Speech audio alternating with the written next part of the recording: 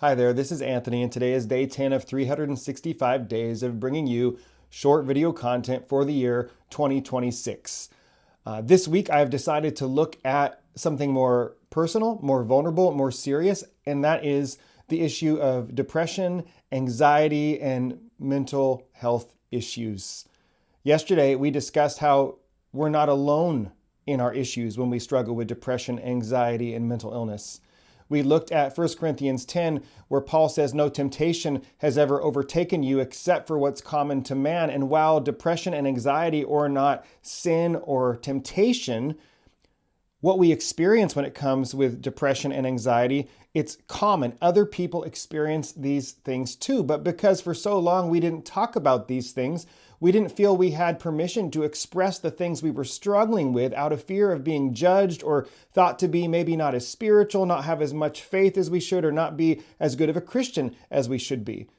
But we believe what John says in 1 John chapter 1, that we need to walk in the light as Jesus is in the light. We need to be able to express the things that are going on in our lives, and through confessing those things, find healing as we share those things with one another and offer those things up to the Lord, who tells us to cast our anxieties on Him because He cares for us. And so not only are you not alone, not only are you not crazy for experiencing these things, because these things are common, I want to look at a passage of scripture from the book of Hebrews. It says, we don't have a high priest who's unable to sympathize with us.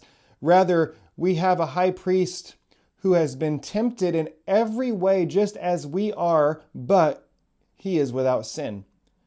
Friends, Jesus experienced things like sadness and anxiety.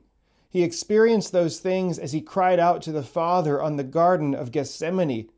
He experienced those things on the cross as he cried out, my God, why have you forsaken me?" You see, Jesus was fully man and fully God. He was God in the flesh.